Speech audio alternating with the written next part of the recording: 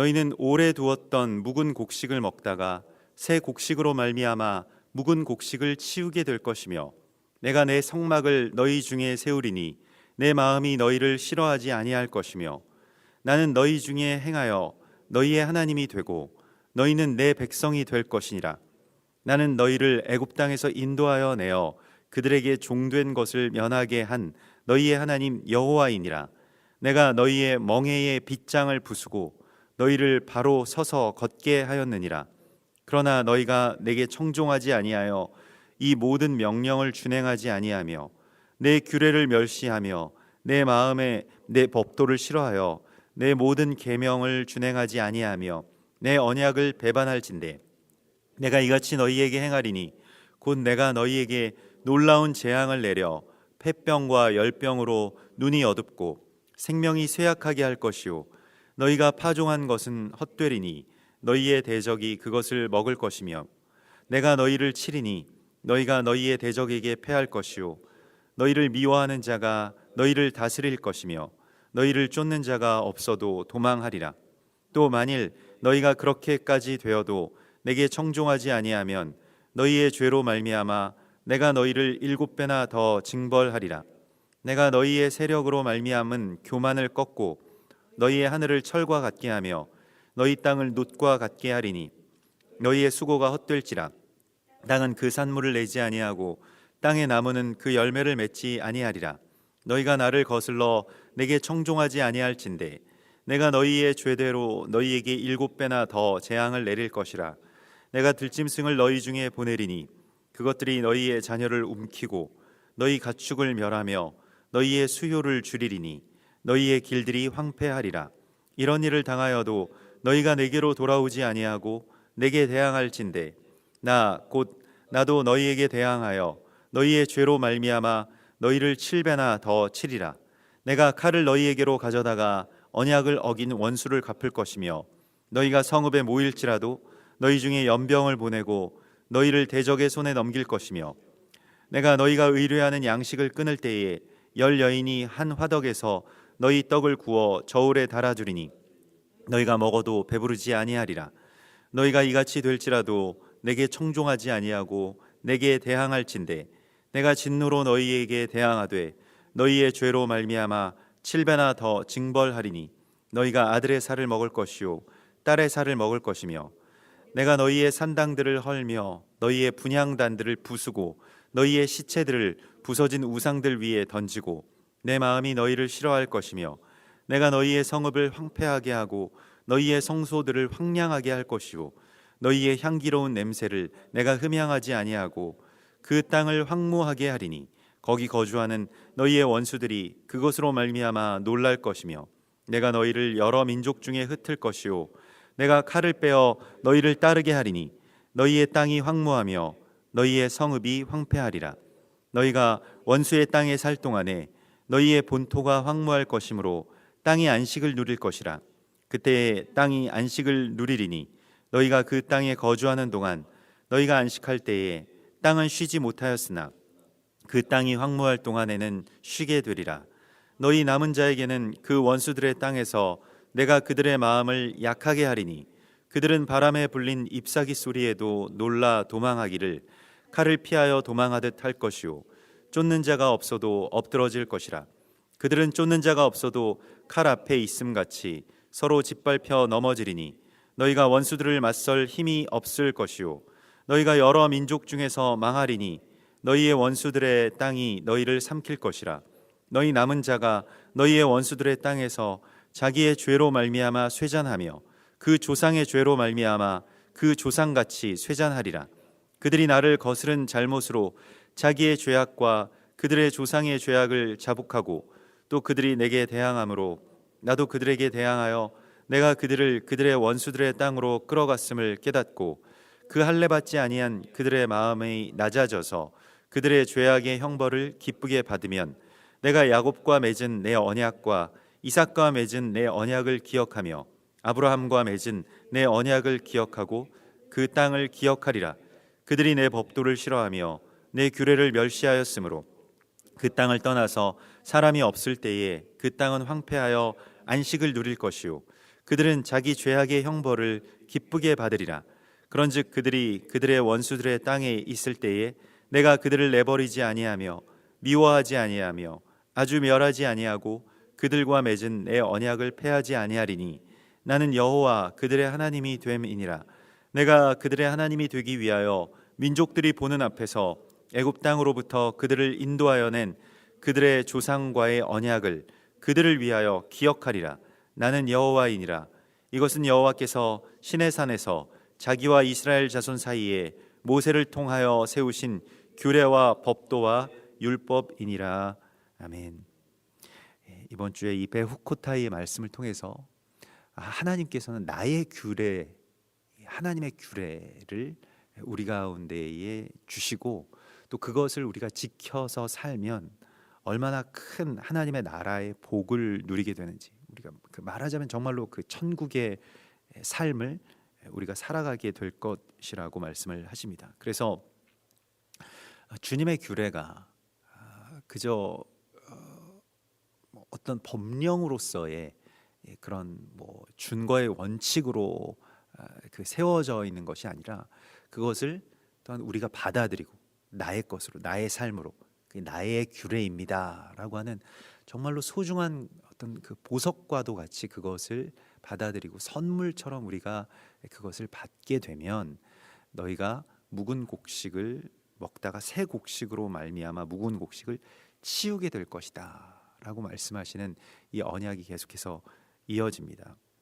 실은 그 새로운 곡식으로, 또 새로운 기쁨으로, 새 노래로, 또 새 방언으로, 새로운 은혜로 우리 가운데 채워주시는 것은 만물을 새롭게 하시는 하나님의 성품이십니다. 그리고 이것이 하나님께서 당신의 나라를 다스리시는 방식이시죠. 계속해서 새롭게 하신다는 것입니다.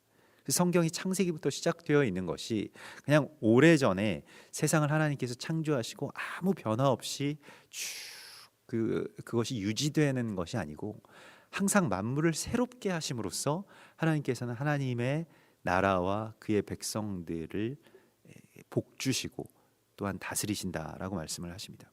그래서 우리의 삶도 마찬가지인데요. 우리가 새롭게 된다라고 하는 것은 묵은 곡식을 치우고 새로운 곡식을 먹게 된다라고 하는 것에 대해서 말씀도 마찬가지고요. 말씀 예전에 깨달았던 그런 말씀과 또 묵상했던 것에서 그냥 덮어서는 안 됩니다. 우리가 다 알죠.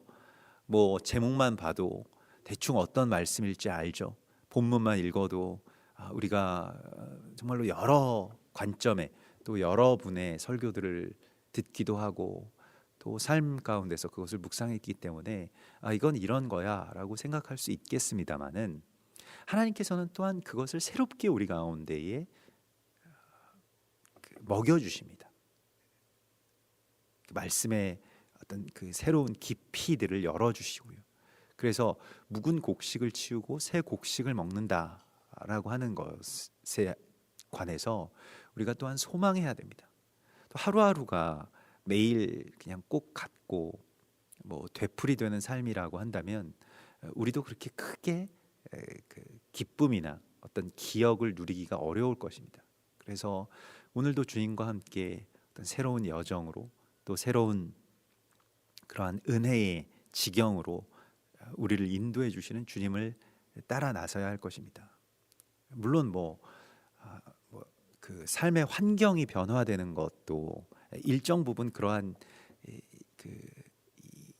영향을 미칠 수가 있겠습니다만은 그러나 하나님께서는 삶의 그 환경을 변화시키시기보다는 나의 안에 있는 어떤 영을 깨끗하게 하시죠. 그래서 새로운 것을 먹이셔서 내 속 사람을 그렇게 날로 새롭게 하시는 것입니다. 그래서 나의 겉사람은 후패해 가더라도 나의 속 사람이 새로워지게 되면 만물이 새롭게 보이는 것이죠. 또 같이 늘 익숙했던 어떤 사람들의 모습도 어떤 새로운 관점으로 감사하게 되고 더 소중하게 생각하고 사랑하게 되는 그러한 새 곡식을 우리 가운데 먹여주시겠다라고 말씀을 하십니다. 우리가 오순절을 향해서 가고 있는데요. 오순절 전까지는 6월절로부터 그 일종의 춘근기라고 할 수가 있겠습니다. 그래서 그 보리추수와 밀추수의 그 사이에 있는 것이 유월절과 오순절의 사이죠. 그러하기 때문에 그러한 기간 가운데서 우리가 계속해서 언제쯤 이렇게 그 꺼끌꺼끌한 이 보리의 이 보리빵만 먹다가 이제 이 양식을 먹을 수 있을까? 이제 우리가 부드러운 그런 밀빵을 먹을 수 있을까? 뭐 우리로 치면 그 보리밥만 먹다가 이제 언제 한번 그 쌀밥에 고깃국 먹을 수 있을까? 뭐 이러한 것과 마찬가지죠.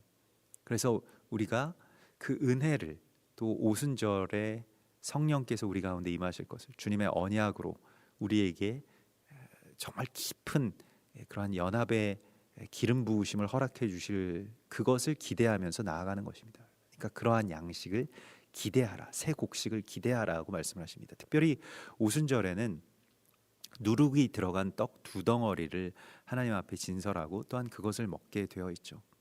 누룩이 들어갔다라고 하는 것은 유월절 관점에서 보면 좀 불필요한 것들, 뭐 부풀어 오르게 하는 것들을 뭐 좀 나쁜 관점으로 쓰일 수도 있습니다만은 또 오순절의 관점에서 누룩이라고 하는 것은 부흥과 연합, 또 기쁨의 충만함, 은혜의 풍성함들을 누리게 되는 것입니다. 또 그것이 2덩어리여서 우리가 그 룻기와 연관되어서 그것이 이방과 이스라엘의 어떤 연합, 또 그것이 각각의 한 덩어리씩으로 그 2덩어리를 하나님 앞에 드리게 되는 그러한 참된 이 한세 사람의 이 에하드의 법칙을 그 오순절 가운데서 우리 발견하게 됩니다. 그래서 우리가 이번에도 오순절 그 예배를 위해서 또 기도하고 기대하면서 지난번 6월절에는 이제 그 유대인 지체들이 우리에게 와서 같이 우리가 연합하면서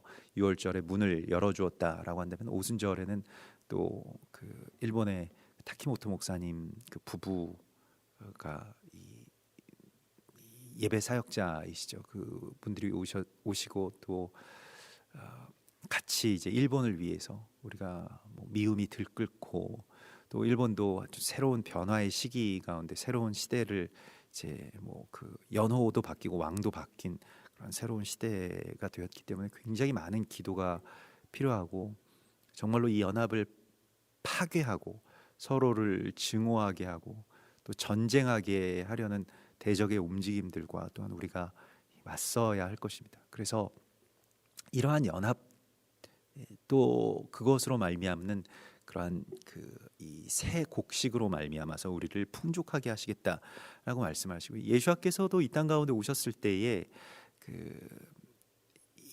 이 만물을 새롭게 하시는 하나님의 그 역사하심대로 사람들에게 하나님의 말씀을 새로운 곡식으로 먹이셨죠. 그래서 하나님의 말씀 깨닫지 못했던 물론 깨달았고 오랜 어떤 전통과 그 장로들의 유전, 랍비들의 어떤 가르침 안에 묶여 있었던 사람들을 풀어주시고 또 자유케 하시는 모습을 우리가 보게 됩니다.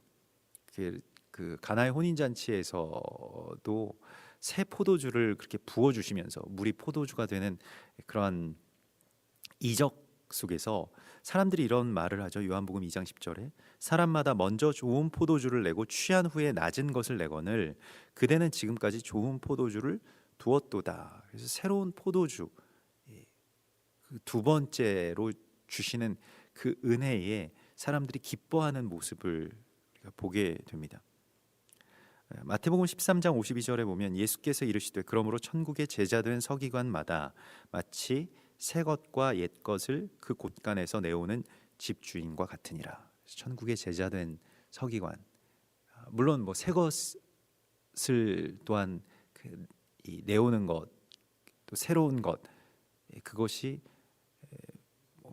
그 맛도 좋고 또한 또 새로운 것이니까 우리가 다 좋아하겠습니다만은 옛 것도 또 잊어서는 안 되는 것이죠. 그래서 천국의 제자된 서기관은 새 것과 옛 것을 다 내어오는 그런 집 주인과 같으니라. 그래서 또 묵은 것은 묵은 것대로의 어떤 그러한 가치가 있는 것이고요.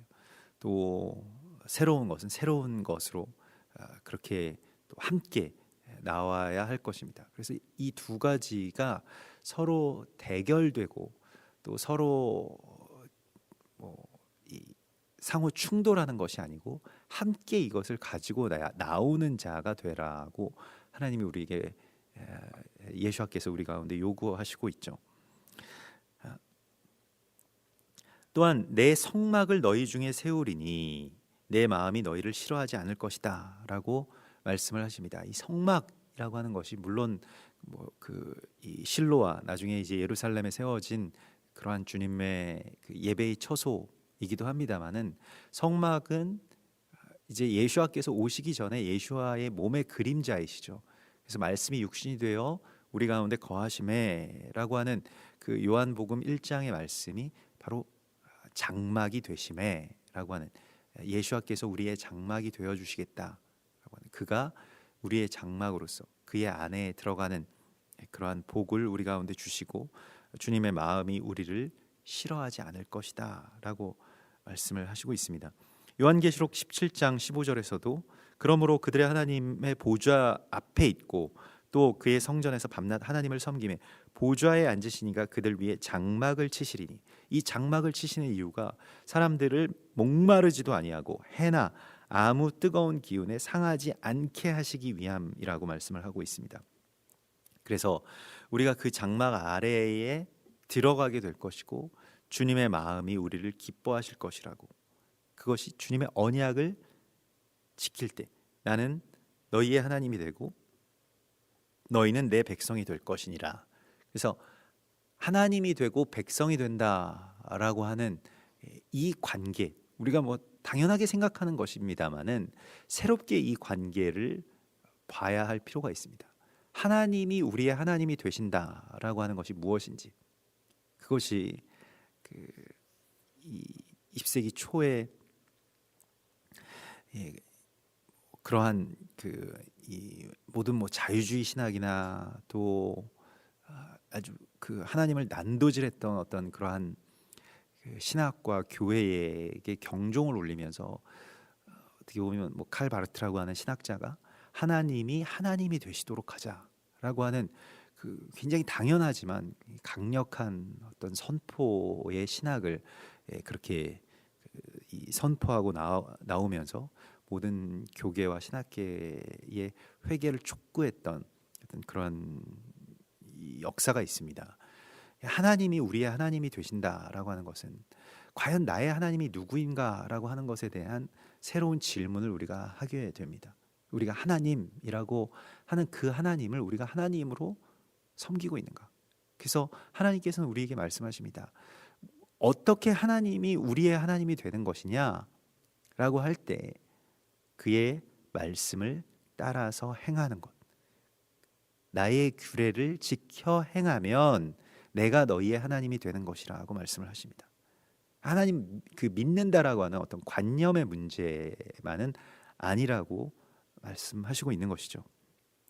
그리고 너희는 내 백성이 될지라.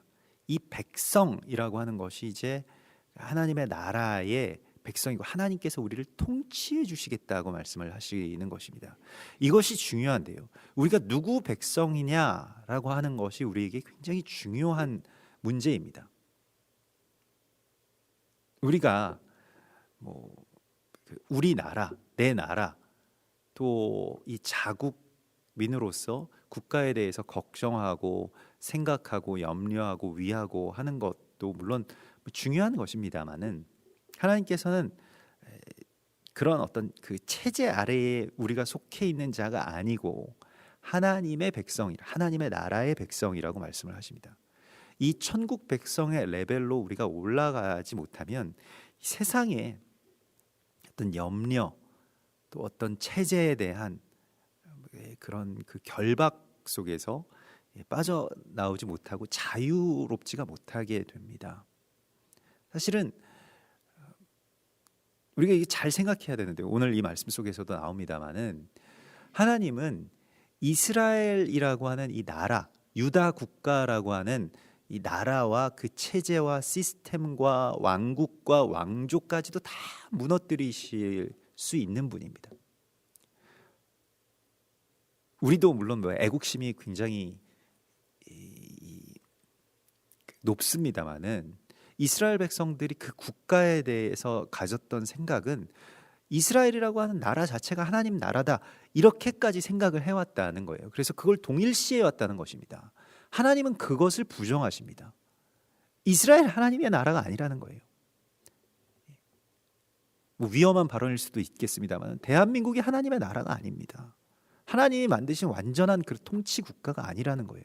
하나님이 다스리시는 하나님의 나라, 예수와의 통치의 그 나라의 백성으로서 천국 백성의 그 자부심을 갖고 또 그 자유로움을 갖고 세상이 악하게 갈 때에 천국 백성으로서 그 권세로서 그것을 막아서고 또 위에서 기도할 사명이 우리 가운데 있는 것이지, 세상의 어떤 체제에 하나님이 종속되어 있지 않다는 것입니다.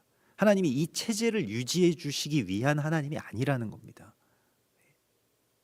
뭐 그렇다고 해서 뭐 그러면 뭐 우리가 다 적화돼도 좋단 말이냐, 이렇게 또 계속 그 반복되는 그 이야기의 악순환 가운데 그 질문을 할 수도 있겠습니다만은 그러한 관점의 이야기가 아니고요. 하나님의 하늘의 천국 백성의 관점으로서 이 땅을 위해서 기도해야 될 사명이 우리 가운데에 있다라고 말씀을 하십니다. 그래서 우리가 하나님의 백성이 된다라고 하는 것에 대해서 룻과 같이 소망을 가지라고 말씀을 하십니다. 어머니의 하나님이 나의 하나님이 되며 어머니의 백성이 나의 백성이 될 것이라 라고 하는 이 백성에 대한 소망, 그의 백성이 될 것이라 라고 하는 것에 대한 소망. 그래서 우리가 이 안에서 좀 더 높은 차원의 기대와 소망을 가지라고 하나님께서 말씀하시고 있습니다. 그래서 나는 너희 중에서 행하여 너희의 하나님이 되고, 여기서 행하신다라고 말씀을 하시죠. 그래서 이 할라크, 이것도 우리도 얄라크, 이 얄라크 데레크, 그의 길을 따라서 걷는, 그것이 율법을 준행하는 것이고요. 하나님께서도 우리 안에 오셔서 행하시겠다고 말씀을 하십니다. 그냥 저기에 어떤 원칙을 정해놓고 너희 올 테면 와봐, 이런 하나님이 아니라는 거예요. 하나님께서 우리 가운데에 오셔서 행하시겠다, 우리와 따라서 동행하시겠다. 이게 걷는다라고 하는 표현입니다. 같이 걸어가시겠다라고 말씀을 하십니다. 같이 만들어 가시겠다고 말씀을 하시는 것입니다. 그래서 어떤 리더는 뭐 모든 걸 다 그냥 완전하게 다 맡긴다, 그 좋은 것이죠. 그냥 뭐 믿고 위임하고 맡긴다. 하나님도 그렇게 하시죠. 우리 가운데 이 세상을 맡겨주셨으니까요. 정말로 하나님께서 창조하신 이 아름다운 세계를 우리 가운데 맡겨주셨으니까요. 그런데 그냥 뭐 맡기고 방치하고 그냥 네가 다 알아서 해, 이것이 아니고 함께 또 우리와 걸으시는 것이, 우리가 부르짖을 때에 우리에게 응답하시고 우리와 함께 하시고 우리와 함께 만들어 가시는 그러한 참 좋으신 하나님의 성품을 오늘 우리가 이 안에서 보게 됩니다. 내가 너희 가운데서 행하겠다, 너희와 함께 걷겠다 라고 말씀하시고 있습니다. 그래서 내가 너희의 멍에의 빗장을 부수고 너희를 바로 서서 걷게 하였느니라. 그 멍에의 빗장, 그것이 그 빗장을 부수시는 것이 이제 새로운 단계로 우리를 초대하시는 이야기입니다. 엘리사가 하나님의 부르심을 받았을 때, 엘리야를 통해서 하나님의 부르심을 받았을 때에 자기가 밭을 갈고 있었던 그 소에게 메워져 있던 멍에를 부숴서 그것으로 무엇을 합니까? 그 소의 기구를 불살라 그 고기를 삶아 백성에게 주어 먹게 하고 화목제를 드리죠. 그리고 엘리야를 따르며 수종 들었더라. 열왕기상 19장에 나오는 말씀인데요. 멍에가 부서지는 것에 대해서 이사야서 10장 27절에서는 그날에 그의 무거운 짐이 내 어깨에서 떠나고 그의 멍에가 내 목에서 벗어지되 기름진 까닭에 멍에가 부러지리라, 이렇게 말씀을 하십니다. 그 성령의 기름으로 말미암아서 멍에가 부러지리라고 말씀을 하십니다. 소에게 멍에가 지워져 있고 우리에게 어떤 멍에가 지워져 있다면 우리의 어떤 오랜 노역, 어쩔 수 없이 우리가 살아가고 어쩔 수 없이 우리가 고통받고 어쩔 수 없이 우리가 매여 있는 이 삶으로부터 하나님께서 성령의 기름 부으심으로 그 이전의 멍에가 부서지고 이제 그것은 하나님의 제단에 쓰이는 어떤 장작과도 같이 되겠다라고 말씀을 하시고 있는 것이죠. 그래서 바로 서서 걷게 한다라고 하는, 너희를 바로 서서 걷게 하였느니라라고 하는 것이 말씀의 준행을 주께서 이루신다라고 하는 것입니다. 우리가 바로 걷게 하신다라고 이렇게 말씀을 하시고 있고요. 그러나 너희가 청종하지 아니하여 내 명령을 다 싫어하면, 하나님께서 오늘 우리가 쭉 읽었던 좀 빠른 속도로 이번 이 토라 포션이 이렇게 쭉 읽게 했던 이 저주의 일들이 임할 것이다라고 말씀을 하시죠. 그래서 우리가 소중하게 생각했던 것들, 또 매여 있었던 것들을 하나님께서 차례차례로 다 패하시고 파괴하시고 결국 나라까지도 또 그 백성까지도 다 유리하게 만드실 것이라고 말씀을 하십니다. 왜 그런 일들이 일어납니까? 오늘 19절에 보면 내가 너희의 세력으로 말미암는 교만을 꺾고 힘이 강성해지고요, 하나님 없어도 살아갈 수 있다라고 하는 어떤 세력이 키워지게 되면 그것이 그 교만을 꺾고 너희의 하늘을 철과 같이 하며 너희의 땅을 놋과 같이 하리라.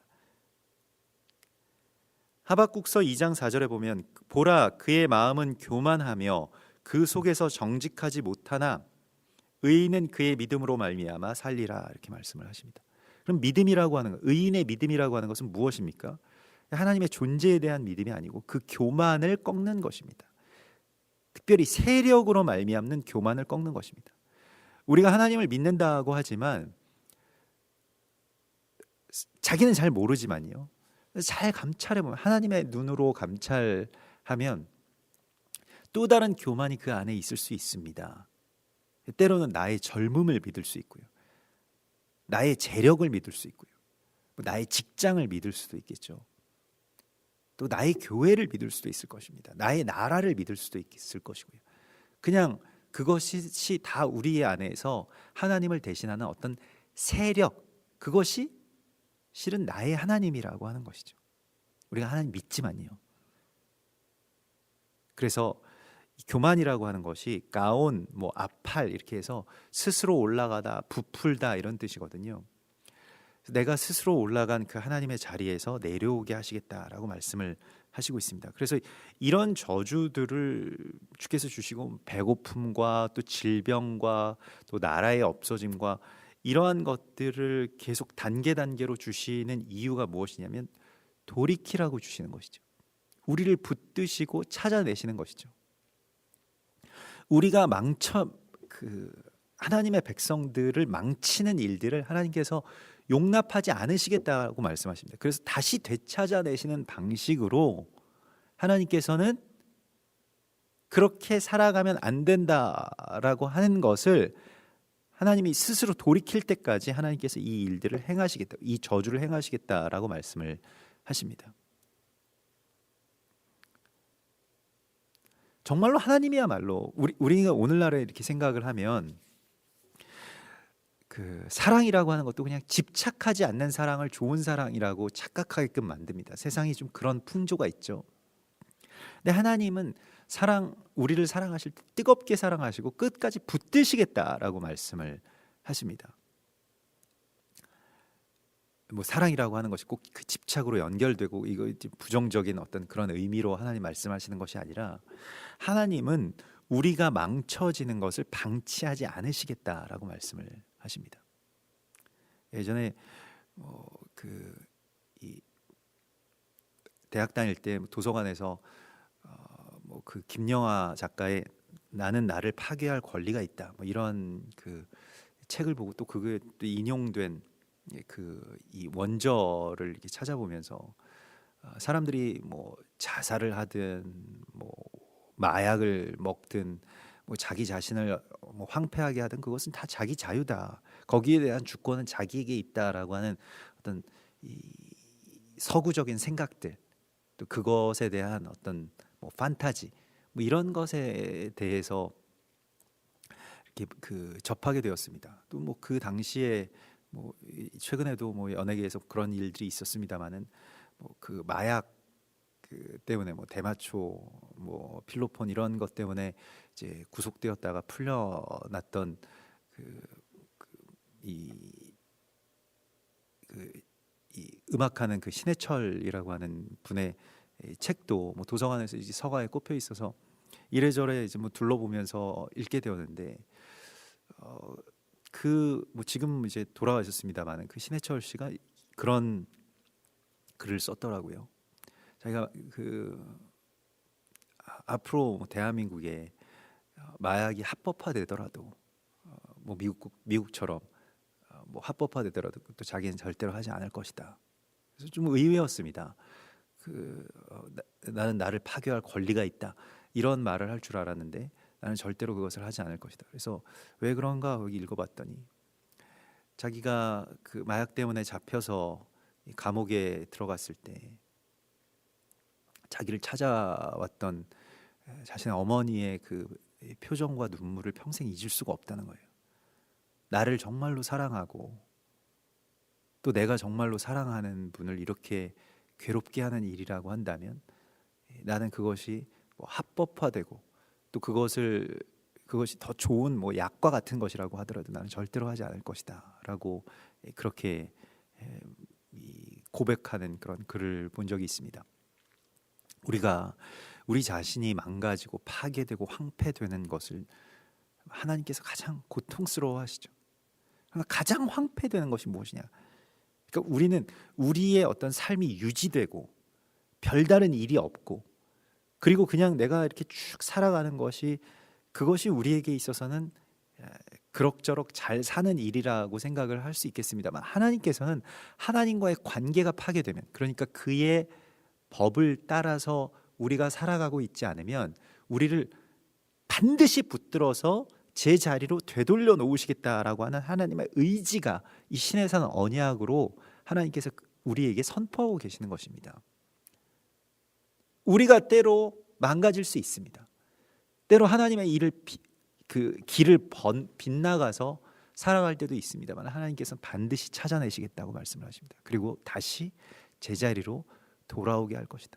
이것이 우리의 아버지 되신 우리를 정말로 사랑하시는 하나님의 방식입니다.